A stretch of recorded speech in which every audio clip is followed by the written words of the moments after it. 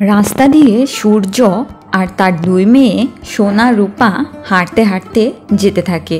এ সময় রূপার হাতে থাকা আইসক্রিম খেতে চায় সূর্য। রূপা তখন আইসক্রিম দেয় সূর্যকে, কিন্তু সে না খেয়ে আইসক্রিম ফিরিয়ে দিয়ে বলে, তুমি আগে খাও, শেষে আমার জন্য একটু রেখো। এর মধ্যে সূর্যকে ধরতে দুইজন লোক আসে মোটরসাইকেল নিয়ে। তখন সূর্য তাদের ধাক্কা দিয়ে ফেলে সোনা আর রূপাকে নিয়ে দৌড়ে চলে যেতে থাকে। অন্যদিকে দীপা সূর্যকে খুঁজতে থাকে। এ সময় দীপা সূর্যের খোঁজ করতে করতে আইসক্রিম বিক্রেতার কাছে পৌঁছে। তখন সেই বিক্রেতা জানায় একটা লোক এসেছিল, আইসক্রিম খেয়ে টাকা না দিয়ে চলে গেছে। তিনি আরও বলতে থাকেন লোকটার সাথে দুইটা বাচ্চা ছিল। লোকটাও বাচ্চাদের মতো আচরণ করছিল। লোকটাকে অসুস্থ মনে হচ্ছিল।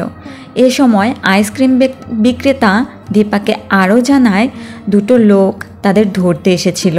তখন দীপা ভয় পেয়ে যায়। পুলিশ জানতে চায় লোক দুটো দেখতে কেমন। তখন দীপা বুঝতে পারে যারা সূর্যের ক্ষতি করতে চায় তারাই আবারও সূর্য আর তার মেয়েদের পিছু নিয়েছে। অন্যদিকে সোনা, রূপা আর সূর্য হাঁটতে হাঁটতে অস্থির হয়ে যায়। রূপা বসে পড়ে। সে জানায় সে আর হাঁটতে পারছে না। তখন সূর্য রূপাকে কোলে নেয়। তখন রূপার বাবার সাথে কাটানো আগের স্মৃতি মনে পড়ে যায় আর সে কাঁদতে থাকে। তখন সোনাও বাবার কোলে ওঠার জন্য মন খারাপ করে থাকে। তখন সূর্য আগের মতো দুজনকেই একসাথে কোলে নিয়ে হাঁটতে থাকে।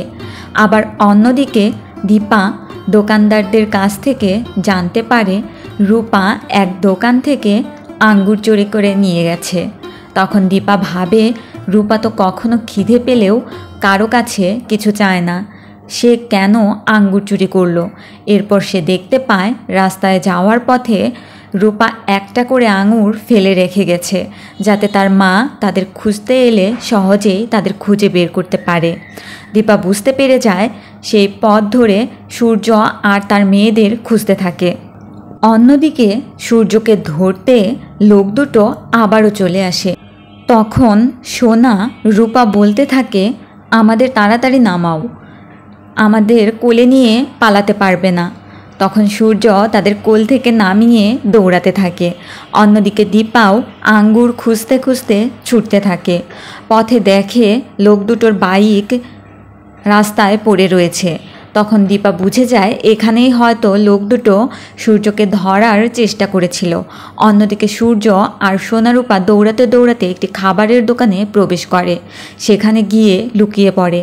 আর লোক দুটো তাদের খুঁজতে খুঁজতে সেখানে আসে, কিন্তু তাদের খুঁজে না পেয়ে চলে যেতে নেয়। ঠিক তখনই সূর্য লুকিয়ে খাবার নিতে গেলে লোক দুটোর কাছে ধরা পড়ে যায়।